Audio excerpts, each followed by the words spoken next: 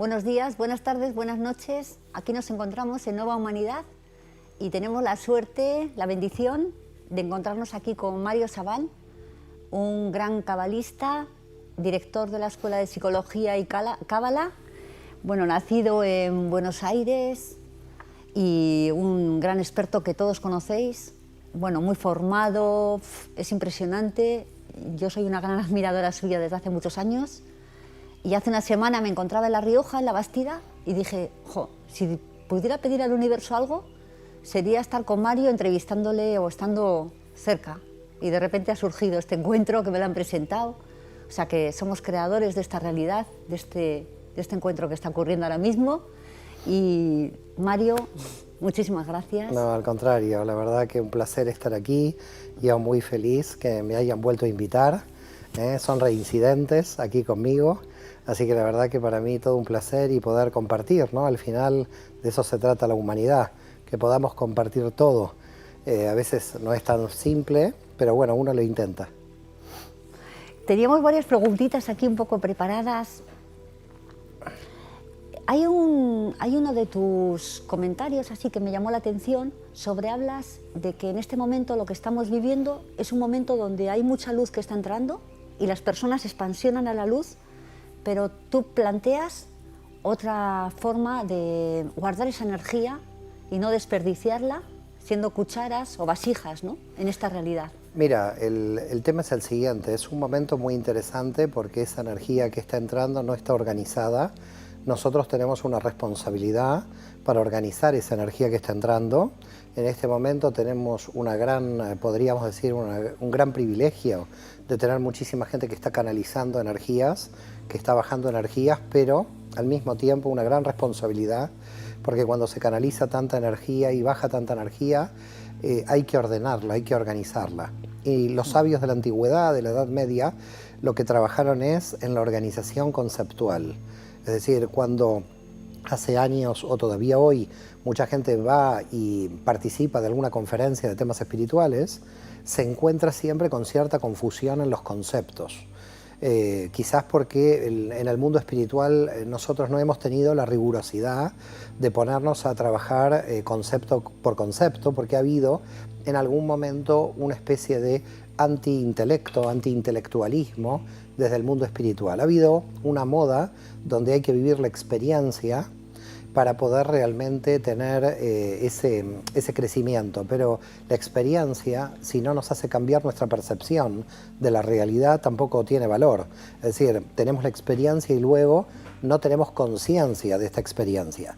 Por tanto, lo que yo estoy viendo hoy es que en el mundo espiritual tenemos que tener mucha responsabilidad porque se están moviendo energías muy poderosas, muy fuertes, y esas energías tan fuertes pueden hacer lo que nosotros en Cábala llamamos la clipa de la Jochma, es decir, el desequilibrio de la sabiduría, donde nosotros canalizamos, obtenemos esa energía y luego no la sabemos invertir donde se debe. Es decir, en definitiva, yo muchas veces le digo a los alumnos de la Escuela de Cábala, estudien, lean, fórmense, inclusive académicamente, realicen alguna licenciatura, ordenen su mente, porque luz, como decía Isaac Luria, hay mucha, es decir, que muchos pueden canalizar, pero no muchos pueden ordenar esos conceptos, esa energía. Y creo que nos toca una época donde debemos ordenarnos, sobre todo porque hemos tenido no solamente una época de mucha canalización que estamos viviendo, sino también una época de mucha confusión teológica. Es decir, se mezclan muchos temas hoy en el mundo espiritual. Viene mucha gente del evangelismo cristiano, de la ortodoxia judía, mucha gente muy formada con ciertos conceptos teológicos, pero esos conceptos teológicos muchas veces se toman de manera literal y no simbólica y también hacen mucho daño a la gente. Entonces hay que ser muy responsable para poder encajar conceptualmente todas las energías que se están canalizando. Claro, que tendrá también relación con el ego espiritual, o sea, es como que todo está abierto y hay muchas personas que están bajando información, pero se está montando aquí un Cristo, ¿no? La sensación, ¿no? Sí, la sensación aquí es... Uf. El ego espiritual sabemos que siempre ha existido, no es como no haber trabajado la parte de abajo del árbol de la vida, es decir, las dimensiones inferiores. Entonces, todos han querido subir a las dimensiones superiores y muchos han quedado colgando en la luz. Sí. Y al quedarse colgando en la luz, en realidad estamos sufriendo las consecuencias de que no se puede bajar la luz.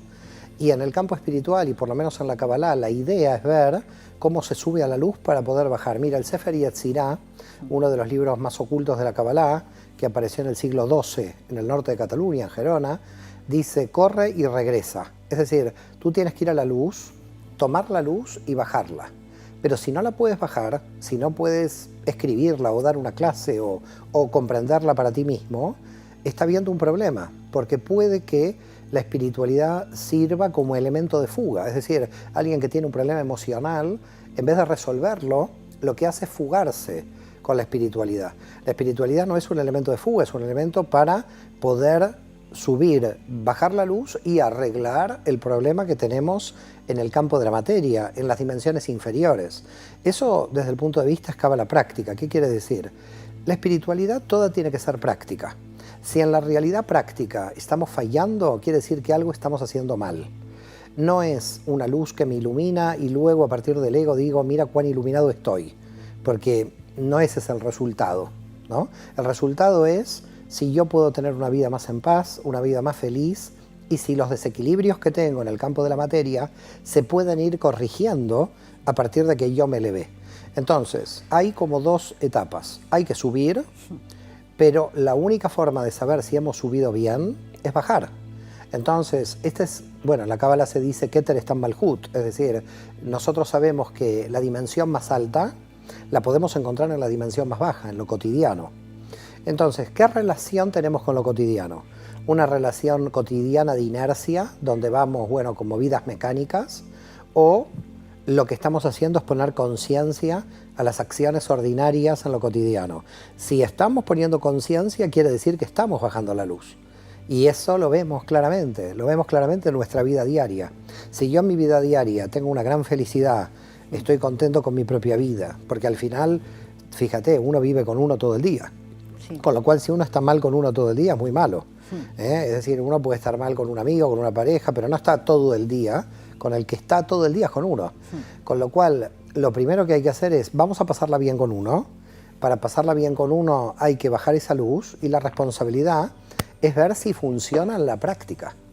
Claro, que haya resultados concretos. ¿Verdad? Que haya resultados concretos, que son resultados interiores. Sí, tampoco es un resultado material. Sí. El resultado concreto es un resultado interior que a mí me cambia. Sí. Si yo no logro ver que estoy cambiando, en realidad no tengo que hacer un show social diciendo que yo he cambiado, porque esta es otra trampa, ¿no? Es decir, la trampa de, bueno, voy a ir con taparrabo por las calles de Barcelona y por eso he subido al mundo espiritual. Tampoco autoengañarme a mí en la relación social. La honestidad radical tiene que ser con uno. Es decir, yo tengo que ser honesto conmigo primero. Luego ya veré si la sociedad capta mi honestidad o no, que eso sería una segunda parte. Pero al final, lo que es genuino con uno termina siendo genuino con los demás. Es decir, sí. Hay algo, nosotros tenemos una sensibilidad para saber quién se está autoengañando. Sí. ¿Por qué? Porque a veces parece que nos está engañando a nosotros, pero en realidad no nos engaña a nosotros. El que quiere engañar a los demás es que ya se engañó a sí mismo. Vale. ¿Y entonces tú crees que hay algo fuera del alcance de Dios? O sea, en realidad es que parece que por una parte hay un plan divino, ¿no? Algo que se está dando, que incluso el humano se quita de medio porque dice, no sé si está en mis manos, ¿no? Sí, bueno... ¿O se puede manejar ese plan divino? Hay una oscilación. Tenemos que aceptar lo que no podemos realizar y al mismo tiempo tenemos que trabajar. Muchas veces yo digo, hay que trabajar como si no existiera Dios y hay que dejar todo en manos de Dios como si no tendríamos ninguna importancia a nosotros. Pero esto tiene que ser como al mismo tiempo. Es decir, hay que vivir como que todo depende de Dios y hay que vivir como que todo depende de uno. Y esto es al mismo tiempo. ¿Esto qué quiere decir? Lo que tiene que pasar va a pasar, pero lo que tiene que pasar no es excusa para que yo no haga el esfuerzo. Porque el problema es que hay una gran parte de la espiritualidad que dice, dejemos todo en manos del cielo, y parece que uno se vuelve inactivo y no tiene que hacer nada. Sí. Entonces esto se vuelve excusa para no hacer nada. Y hay otra posición que todo depende de mí y, claro, no ve el plan que hay del otro lado, porque queda claro que no todo depende de mí. Entonces, cuando hablamos de Dios, hablamos de que Dios está en todo, inclusive cuando Dios se retira, y parece que ahí no está. Es que Dios se tiene que retirar para aparentemente no estar para que yo pueda tener existencia propia. Es decir, nuestra existencia se basa en la ilusión de que Dios se retira para que existamos nosotros, pero en realidad se retira para reconectarse con nosotros. En realidad es como la relación de madre-hijo, de padre-hijo. Es decir, te retiras, cortas el cordón umbilical, porque si no este hijo nunca va a poder vivir su vida solo, y al mismo tiempo toda tu vida está en una conexión contigo. Y nosotros tenemos algo parecido con la Matrix divina. La Matrix divina nos corta el cordón umbilical del universo para que pareciera que el universo no tenga relación con la Matrix, y al mismo tiempo interviene dentro del universo porque la relación nunca se cortó. Entonces tenemos la ilusión de existir y no existir al mismo tiempo. Y eso lo decía muy bien Cordovero, porque claro, cuando yo sé que existo, o por lo menos tengo la ilusión que existo, creo que la realidad depende de mí y saco mis fuerzas. Ahora, si yo traduzco sacar mis fuerzas, en realidad en lo cosmogónico, en lo oculto, es extraer las fuerzas que Dios me puso en mí. No son nunca mis fuerzas, son las fuerzas cosmogónicas que operan en mí. Entonces hay que hacer una traducción cuando yo digo que depende de mí. Sí, depende de mí de las fuerzas que a mí me dieron. Quiere decir que no depende de mí, depende de las fuerzas cosmogónicas que me pusieron. Cuando yo ya me doy cuenta que hay fuerzas cosmogónicas fuera de mí y fuerzas cosmogónicas dentro de mí, todo es Dios. Es decir, en ese plan no existo. No hay una separación con el otro, ¿no? No hay una separación con el otro ni con nada. Y los desequilibrios un poco que te he escuchado bastante hablar de ellos, ¿qué nos podrías decir de cada uno de los desequilibrios que nos encontramos? Y si hay alguna herramienta para personas también que nos puedan escuchar. Mira, los desequilibrios están dentro del plan. Sí. Lo que se creó es un universo que podemos llamarlo desequilibrado. Es decir, la base del universo es el desequilibrio. Lo que pasa es que no entendemos la lógica de este desequilibrio, es decir, ¿por qué existe? Existe para que podamos nosotros crecer y corregir ese desequilibrio. Es decir, si este mundo no tuviera desequilibrios, nosotros no tendríamos ningún trabajo que hacer. Prácticamente no nos levantaríamos a la mañana porque viviríamos en un mundo perfecto, totalmente equilibrado. Lo que tiene de perfecto este mundo es que es imperfecto.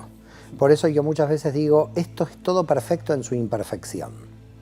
Y eso hay que tener mucho cuidado, analizar esta enseñanza, lo de ser perfecto en la imperfección. ¿Qué quiere decir? Porque cuando se dice este mundo es perfecto, parece ser que yo no puedo hacer nada con la imperfección, ¿no? Yo tengo que trabajar mi imperfección. Si hay fuerzas que desequilibran, también tenemos fuerzas que equilibran. Ahora, el misterio es que son las mismas fuerzas. Vale. Las mismas fuerzas que hacen que un barco se hunda son las mismas fuerzas que hacen que el barco esté a flote. El problema es la medida de las fuerzas, el límite de las fuerzas. En consecuencia, la diferencia de bien y mal no está basado en una diferencia sustancial de fuerzas, está basado en la posición de las fuerzas en la realidad. Con lo cual, conociendo profundamente la realidad, voy a conocer cómo operan esas fuerzas. Esto es, si yo estoy en la playa, para que la gente entienda, si no es muy teórico, si yo estoy en la playa y voy contra la ola, queda claro que me puedo matar. Es decir, si hay una ola muy grande de 15 metros, a mí me mata. Pero ¿qué pasa si yo tomo la ola, hago windsurf, como se dice en inglés, hago surf arriba de la ola y tomo toda la potencia de la ola para mí? No solo no me mata, sino realmente domino una potencia, pero que no me pertenece a mí, pertenece a la naturaleza. Sí. Entonces, ¿qué es lo que tengo que hacer? Tengo que ser lo suficientemente inteligente para comprender que cada vez que me tire contra la ola, esa fuerza va a ser negativa, y cada vez que yo suba arriba de la ola, esa fuerza va a ser positiva. Como verás, es la misma fuerza. Sí. Es decir, estamos hablando de la misma fuerza. Lo que cambia es cómo yo me relaciono con esa fuerza. Por lo tanto, la gente muchas veces tiene como una dificultad en conocer qué es un desequilibrio. Un desequilibrio, la fuerza en sí misma no es mala. Está mal situada esta fuerza. Qué bueno. Entonces, puede pasar que una persona realmente le guste mucho la cocina. Sí. Y como le gusta mucho la cocina, cocina todo el día y tiene hijos de 200 kilos porque alguien lo tiene que comer. Esta persona tiene que poner un restaurante, no tiene que seguir poniendo beso a sus hijos. Esto es, su fuerza está mal situada. Es decir, le está cocinando a sus 2 hijos, o a sus 3, o a los que tenga, pero en realidad tendría que cocinarle a mucha gente más, no volver obesos a sus hijos. Por lo tanto, volvemos a ver que el desequilibrio está en la posición que tiene este cocinero o cocinera. Entonces, la conclusión a la que llegamos en la Cábala es: los desequilibrios no operan con fuerzas esencialmente negativas. Los desequilibrios transforman fuerzas de la naturaleza en situaciones mal situadas. Cuando yo tengo algo mal situado, por ejemplo, un país, ¿no? Un país, ¿dónde tiene su energía? La energía la tiene en el dinero, lo que va a invertir es su energía. El dinero es energía. Por lo tanto, cuando decide dónde poner ese dinero, está decidiendo dónde pone esa energía. Ese dinero lo puede poner para construir 100 viviendas para 100 familias o lo puede poner para un misil. Sí. Si lo pone para un misil, es realmente un pan de la vergüenza, un dinero que está desviado absolutamente. Porque si cancelamos un año la carrera del armamento, tendríamos casas para todo el planeta y se terminaría la pobreza en un día. El problema de la humanidad es que estamos situando energías donde no se deben. Y ese es el problema de la conciencia, cuando nos damos cuenta de que estamos poniendo energías mal situadas. Mira, yo muchas veces digo, si una persona supiera el potencial de situar y focalizar las energías que cualquiera de nosotros tiene, podría llegar a hacer maravillas con su alma, podría llegar a niveles excelsos. Pero cuando nos levantamos y durante el día vamos perdiendo energía, no sabemos cómo focalizarlo, no tenemos estrategia porque no tenemos conciencia. Por lo tanto, la base es aumentemos el nivel de conciencia para conocer cómo operan las energías y cómo situarlas. Claro, claro, porque si no muchas veces también da la sensación de que te encuentras entre varias energías, como que está lleno de muchas conciencias el mundo, ¿no? Sí, y que a uno le bajan, pero no debe ser así. No, pero además hay que vivir aquí en la Tierra. Hay que vivirlas, pero hay que unificar claro. Además las energías. No son como conciencias que podríamos llamarlas diferentes. Nosotros en el árbol de la vida tenemos 10 dimensiones sí. que pueden aparecer como conciencias diferentes, sí. pero todas se tienen que unificar sí. en un estado único de conciencia. Por eso cuando la gente dice, bueno, me voy a unificar con el otro, aquí hay un primer problema. Yo no sé si yo estoy unificado conmigo primero. Porque si yo no estoy unificado conmigo, difícilmente me unificaré con el otro. Es decir, si yo mis partes, mis dimensiones internas, no las tengo unificadas, lo que va a suceder es que con el otro no me voy a unificar, porque el otro va a ver 3, 4 personalidades mías chocando en mi interior. Tengo que tener cierta unidad en mi yo, en mi alma, para poder mostrarme al otro en diferentes dimensiones, pero que las dimensiones sean compatibles. Es decir, que las dimensiones trabajen entre sí. Si las dimensiones no trabajan entre sí, se producen los desequilibrios. Porque una dimensión dice, sí, ¿sabes qué? Yo no trabajo con todo el sistema. Mira, lamentablemente, fíjate cómo opera el cáncer, ¿no? Una célula que decide multiplicarse sola fuera del sistema. Esa es la base de la enfermedad del cáncer. Una célula sola que dice, yo me voy del sistema y ahora hago lo que quiero y me empiezo a multiplicar a toda velocidad. Increíble. Es decir, es una célula que se rebeló contra el sistema único que tenemos. Nosotros en todo momento le estamos enviando información a cada una de nuestras células y les estamos diciendo, tú perteneces a Mario Sabán. Cada célula está recibiendo, tú perteneces a esta unidad. Una, en un momento puede decir, yo no pertenezco a Mario Sabán, yo me voy de este sistema. Y empieza a vivir sola, su vida sola. Y eso es el cáncer. Entonces, a nivel espiritual, lamentablemente tenemos muchas de estas situaciones donde hay una gran angustia en mucha gente, sí, porque hay partes enteras que se van y dicen, no pertenezco al sistema. Sí. Quieren desintegrar la unidad. Sí. Y por ese motivo, fíjate, en el texto de la Torá, en el texto bíblico, decimos Dios es uno, porque Dios no solo es uno, nosotros somos uno. Todo es uno. Pero hay partes de mí que consideran que puede que no sean parte de mí. Sí. Es decir, no quieren participar de la unidad. Es decir, no quieren estar unidas. Somos como los países del mundo, donde hay Naciones Unidas, pero más que unidas, están todas desunidas. Bueno, un poco funciona así. Y en el alma tenemos las diferentes dimensiones que tienen que permanentemente negociar, que tienen que permanentemente equilibrarse, porque si esa negociación interior no tenemos, será muy difícil relacionarnos con los demás. Claro, además es que esto no está tan planificado porque las personas están despertando y yo en mi caso es que despiertas y despiertas, ¿no? Claro. No tienes un plan preparado de decir, me voy con Mario 5 años antes de despertar para ver si luego me arreglo, ¿no? Claro, no, sino bueno, que esto es un pim pam, ¿no? O sea, va así, pa. Sí, sí, digamos, hay que ordenar, ¿no? No, los despertares de cada uno son totalmente diferentes. es cada alma de alguna forma encuentra su camino en el momento en que lo tiene que encontrar, pero el punto es que mucha gente sabe que tiene que cambiar, sabe que tiene que pasar de paradigma, pero no tiene mapa. Es decir, mapa. El problema es, tenemos el auto, tenemos el combustible, tenemos el conductor, pero no sé a dónde voy porque no tengo mapa. Entonces, claro, viene la Kabbalah y te dice, tengo el mapa del árbol de la vida. Entonces muchas veces yo digo, bueno, el mapa del árbol de la vida es el GPS, porque es el que me permite decir, bueno, a ver, ¿a dónde voy con todo esto? Yo a algún lado tengo que ir. Entonces tenemos cierta ventaja de la sabiduría antigua, que nos ha legado el mapa, y es un mapa que ha sido muy eficaz a través de los siglos, porque lo hemos visto probar, ¿no? Porque no es un mapa teórico donde la gente se pierde, sino que este mapa nos ha llevado profundamente a nuestra alma. Y entonces, claro, enseñas el mapa del árbol de la vida, la gente lo empieza a practicar en su experiencia diaria y dices, wow, quiere decir que este mapa funciona. ¿Por qué? Entonces, ¿qué está pasando hoy? Hoy está pasando que hay mucha gente que no sabe cuál es el mapa, pero que sí ha despertado. Entonces, claro, ha despertado la confusión. Entonces mucha gente dice, uy, me hubiera quedado en la dogmática religiosa donde el cura me decía todo lo que tenía que hacer y estaba más feliz. Es decir, despertar no es algo muy feliz, despertar es algo muy difícil, muy incómodo. Entonces, cuando alguien despertó a una confusión, porque el paradigma anterior se ha caído, pero no ve un nuevo paradigma. Entonces, desde el punto de vista de la Kabbalah decimos, hay paradigma del otro lado, tienes que estudiarlo, tienes que tomar conciencia de él para que el alma encuentre su camino, pero es verdad, hay un punto donde destruyes tu dogmatismo, pero no encuentras el mapa.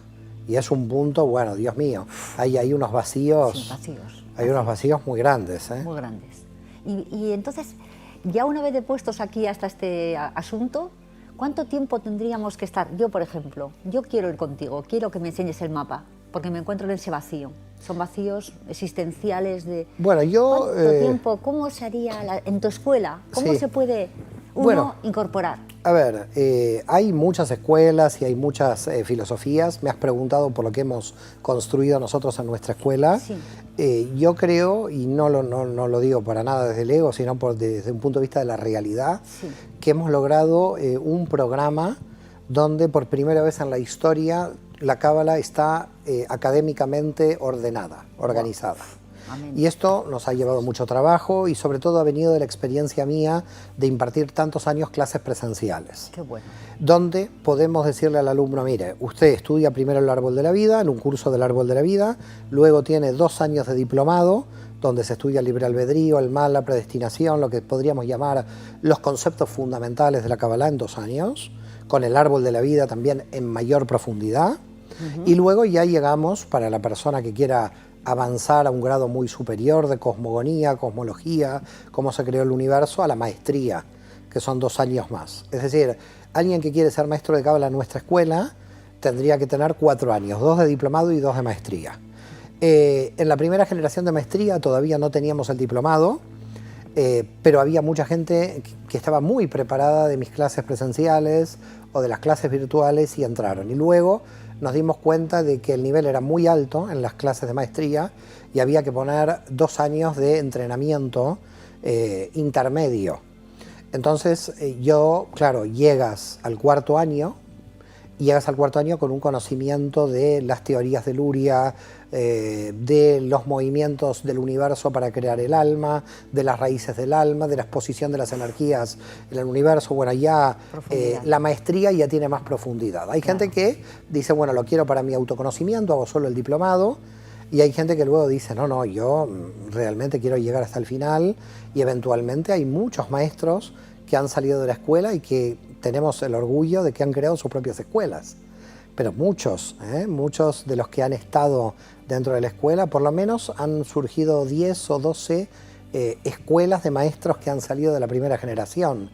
Y eso, bueno, nos pone muy felices porque quiere decir que se está multiplicando, ¿no?, la luz. La enseñanza viva, ¿no? Sí, la enseñanza viva, que las personas van... Y que ellos han tomado un camino. Su responsabilidad también, como, ¿verdad? Con la responsabilidad conceptual, con la lectura. Fíjate que para terminar el nivel de maestría, es decir, entre diplomado y maestría en nuestra escuela, aproximadamente tienes que tener una lectura entre 40 y 50 libros de Kabbalah en castellano mínimo. y en el nivel de maestría hay presentaciones de trabajos prácticos cada trimestre con un examen final conmigo de más o menos media hora. Quiere decir que no es que alguien se gradúa si yo no veo el nivel más o menos que tiene.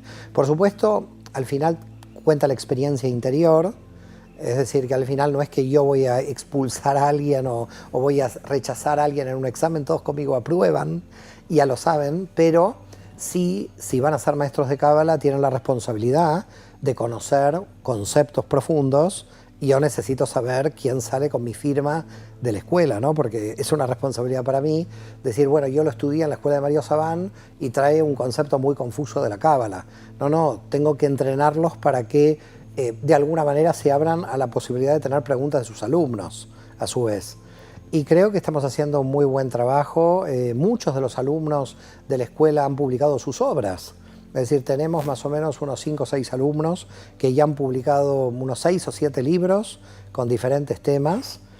Muchos también han tenido un nivel muy grande de especialización y los hemos llamado a ser maestros de la escuela también en diferentes áreas. Se está retroalimentando en la escuela. Qué bonito. Con la propia gente que está participando en grupos de investigación, con autores dentro. Se está abriendo un mundo realmente impresionante que estaba dormido y que bueno, estamos tratando de despertarlo, pero bueno, los desafíos son muchos porque cada vez llega más gente Sí. y la realidad es que no hay tantos maestros de Cábala. Es decir, un maestro de Cábala, por supuesto, no solamente son 4 años, no solamente es el diplomado y la maestría, es toda la vida. Uno tiene que estudiar y experimentar toda la vida, no porque termina siendo maestro de Cábala de nuestra escuela, podríamos decir que es maestro de Cábala. El maestro de Cábala se hace en el fuego con sus alumnos, ¿no? Y se nace igual también. Y se nace también, sí, siempre hay un don. Lo que pasa que ¿no? ese don hay que trabajarlo. Y bueno, lo bueno que tenemos es que esa retroalimentación está dando muchos sus frutos. Están creciendo, pero ya te digo, el desafío de los próximos años es tener maestros de Cábala muy capacitados, que se cuentan hoy con los dedos, son muy pocos a nivel mundial, y esto es un desafío. Por eso nosotros hemos creado la escuela, porque en otros grupos de Cábala a nivel mundial, muy potentes, muy buenos, con mucha sabiduría, no hay maestros de Cábala muy preparados. Es decir, hay un problema ahí y creo que se va a ir solucionando con el tiempo. En la medida en que la luz se expanda, tampoco hay que preocuparse, pero hay que ocuparse. Sí, qué bonito, porque yo creo que ahora mismo que todo el mundo está esperando hablar de luz, lo bonito también es de Malhut, de la tierra, cómo organizar, o sea, me interesa ahora mismo mucho más el saber eso, cómo apuntarse, cómo, creo que las personas... La parte práctica, La parte sí, práctica, sí. aquí La en parte la tierra, práctica, sí. porque de luz ya vamos todos, yo creo que servidos. Sí, sí, ¿no? bueno, O fíjate sea, la historia de la iglesia, ¿no? Tuvo un hombre sí. que estaba en los cielos, que era Jesús, y después Pablo lo trajo a la tierra. Sí. Así que siempre necesitas a alguien que lo baje a la tierra y que lo suba al cielo. Pero en la Cábala hay que unir el cielo y la tierra. Eso es. Y unir el cielo y la tierra, y por eso te digo, en la espiritualidad mucha gente cree que hay que subir al cielo y quedarse ahí. No, hay que subir y bajarlo a la tierra. Por eso nuestro símbolo más hermoso son los ángeles de la escalera de Jacob, en el texto bíblico, que suben y bajan, ¿no? Todo el tiempo. Y la pregunta es ¿por qué bajan los ángeles? Tendrían que subir y quedarse ahí arriba, ¿no? Bajan porque tienen que dar información aquí. Claro, que parece a veces que es una información hasta del futuro, ¿no? O sea, no parece que el tiempo a no existir es como que vienes del futuro y a veces hablas de una manera que dices, es que no me van a entender. Así es, ¿no? así es. Sí, sí. Sucede eso, ¿verdad? lo que pasa que también hay que ser muy cauto de que toda la información que pueda venir del futuro, mantenerla en cierto modo bastante prudente en el secreto, porque a veces también esa información del futuro confunde a la gente que todavía no ha avanzado en el nivel de conciencia. Claro. No puedes hacer que un bebé vaya a la universidad. Sí. Entonces, Sí. cuando aparece la cuestión del secreto en la Cábala es, bueno, hay ciertos tipos de información que no es bueno informársela a un bebé, Claro. porque el bebé no está capacitado. Es Claro. decir, si yo llevo un bebé a la universidad, indudablemente no Claro. va a entender nada. Tengo que esperar 18 años. Sí. Así que hay secretos, se puede vivir en el futuro, hay pensamientos muy avanzados, Muy avanzados. para llamarlo de alguna manera, porque al final estamos relacionados con la matrix Sí. de información, pero hay que dosificar cómo bajar esa información, Vale. porque las personas que despiertan por primera vez están en primero de bachillerato, no terminan el bachillerato ni la universidad. Entonces hay que dosificar esa información hay que trabajar un lenguaje sencillo, hay que trabajar un lenguaje... Sí, sí. Hay que ser prudente Claro. con el bebé espiritual Claro. que te ha aparecido ahí y que no le puedes decir, Claro. no le puedes hacer un salto Claro. hacia adelante, porque si le haces un salto demasiado hacia adelante, le puedes romper la vasija, Claro. le puedes crear Sí. más confusión. Claro. Es que esto aparte es muy interesante porque también es como dar pistolas a los monos. No sé, hay veces que se habla de ciertas cosas que depende de cómo lo estés aplicando en el nivel de conciencia que te encuentres. Así porque es. Así suman es. uno, restan otro. Hay que ser muy cauto con la información, ¿no? Sí, Por así eso en es. vuestra escuela es hermético, o sea, la información para vosotros es una Lo que pasa que... riqueza, ¿no? Lo que y pasa también hay que expandir. Claro, lo que pasa que es así. Tú expandes en la medida en que las almas despiertan. Sí. Pero esas almas que despiertan y están ingresando, tienes que ser muy prudente y muy responsable de no acelerar a esas almas en el camino de aceleración que uno tiene. Claro. Entonces, hay que tener cuidado porque, claro, los que estamos en el mundo espiritual las 24 horas todo el día, Sí. tenemos, como podríamos decir, ciertos avances un poco más rápido porque estamos muy enfocados ahí. No necesariamente, a veces no se traduce en la experiencia, hay que volver para atrás, que eso también es importante. Pero el que llega primero, el que llega por primera vez, claro, uno puede presuponer que tiene un gran parte del recorrido hecho y que te va a entender Sí. desde dónde. Sí, No, sí. tienes que ver cómo le vas a hablar al bebé espiritual para poder de alguna forma relacionarte. Y además también ejerces tu propia virtud de la humildad, es decir, siempre tienes que estar abajo, es decir, siempre tienes que estar en la materia. Y eso es una de las enseñanzas. Cómo a alguien que entra en el mundo espiritual se le va a dar herramientas o un lenguaje sencillo para que comprenda y para que pueda ir comenzando, ¿no? Pero bueno, esto ya también depende de cada alma. Nosotros podemos poner una escuela, pero por ejemplo en diplomado no todas las almas que están dentro del diplomado están en el mismo nivel. Hay gente que tiene más lectura, hay gente que tiene más meditación, hay gente que ni medita ni lee, pero oye las clases y así avanza. ¿Qué pasa con cada alma? Es muy difícil. No se puede hacer igual un programa a medida de todas las almas. Esto es imposible. A nosotros nos pasa en la escuela que hay gente que dice, wow, qué temas tan avanzados. Y hay gente que dice, oh, me aburro porque este tema es muy simple. Y tú dices, Dios mío, ¿qué estoy dando? ¿Algo muy complejo o algo muy simple? Pero bueno, es como cada alma tiene su desarrollo. Almas de mucho desarrollo ya le resuenan cosas que ya parecen simples y almas que le parece muy complejo. Lo importante es, bueno, la seriedad de un camino, de un orden en los temas del espíritu, de la espiritualidad, por lo menos hebrea, y que la gente pueda tener este orden, que creo que a nivel mental es importante. El alma siempre ha venido a rectificar, ¿no? Como, bueno, a coger una información, ¿no? A rectificar una información, sin más. ¿Crees que el momento de ahora está que, aunque el alma la haya rectificado, en vez de irse, se está quedando? O sea, ¿no crees que como que el aprendizaje ya se ha hecho y las almas se quedan? Bueno, no, la ¿O no? humanidad en general no ha hecho el aprendizaje. No estamos en el Tikkun Olam, todavía hay gente donde su conciencia es muy baja, donde está muy perdida, donde poner. Hay mucha gente muy conflictiva, que sufre mucho los conflictos, no sabe cómo arreglarlos. Es difícil. Sí es verdad que está habiendo un cambio y un cambio acelerado, pero no se hizo todo el trabajo. Se ve que el trabajo falta porque yo lo veo en la práctica. Sí. Yo lo veo en la práctica, todo el trabajo que nos falta. Es más, te diré que desde el punto de vista de la Cábala tenemos mucho más trabajo que hacer que creer que el trabajo está hecho. Ya.